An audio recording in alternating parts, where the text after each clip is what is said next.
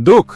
आपको लगता है कि जब आखिरी मुट्ठी मिट्टी गिरती है तो सब खत्म हो जाता है, जब फूल मुरझा जाते हैं और सन्नाटा आम हो जाता है।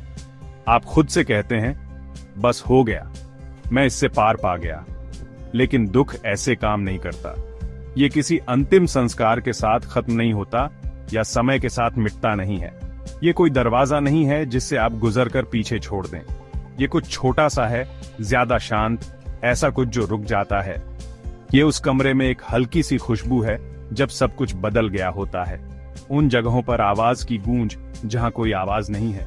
उस अलमारी में धूल जमता कटोरा जिसे आप कभी खोलते नहीं।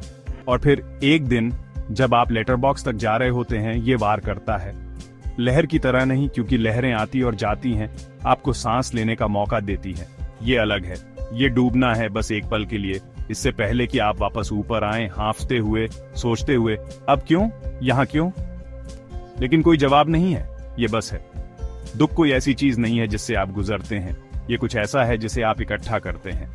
मेज पर एक खाली कुर्सी, खामोशी का एक पल जो बहुत लंबा खींचता है, एक रिफ्लेक्स, आपका हाथ किसी ऐसे व्यक्ति के लिए ब्याच रहा है जो वहां नहीं है, और टुकड़े टुकड़े करके ये ढेर हो जाता है।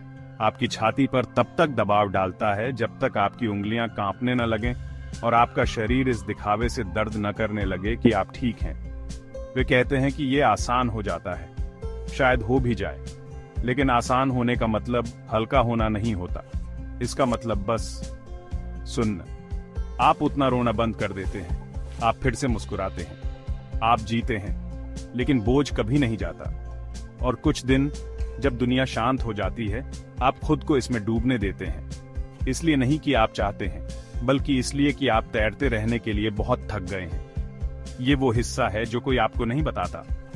दुख सिर्फ उदासी नहीं है, ये प्यार है जिसके जाने के लिए कहीं नहीं है।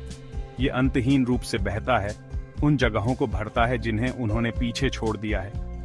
ये भारी है, फिर भी अदृश्य है, आपकी तरफ एक साया है, और फिर भी आप चलते रहते हैं। इसलिए नहीं कि आप मजबूत हैं, बल्कि इसलिए कि आपको करना है।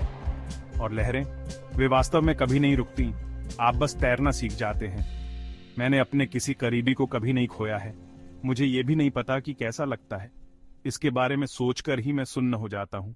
ये मुझे डराता है। कभी कभी मुझे आश्चर्य होता है कि इसके बारे में सोचना खतरनाक है, जैसे कि इसे मेरे दिमाग में जगह देने से किसी तरह ये हकीकत में आ सकता है। क्या होगा अगर मैं इसे प्रकट कर दूं? क्या होगा अगर मैं इसे करीब बुला लूं? लेकिन नुकसान होना तय है, और हम इसके बारे में बात करें या ना करें, हम सभी अपने अंदर वो शांत डर रखते हैं। ये कहानी मेरी नहीं है, अभी नहीं, पर मैंने इसे देखा है। मैंने इसे अपने दोस्तों की आंखों में देखा है। जिस तरह से वे किसी नाम का जिक्र करने से पहले हिचकिचाते हैं, जिस तरह से कुछ दिनों में उनकी आवाज कांपती है। उनका दुख उनकी हंसी की दरारों में, उनके खामोशी के पलों में, उन रातों में बोलता है जब वे बिखर जाते हैं और उन्हें पता नहीं होता क्यों। और एक दिन मुझे पता है, मैं भी इसे समझ जाऊंगा, भले ही मैं न चाहूं।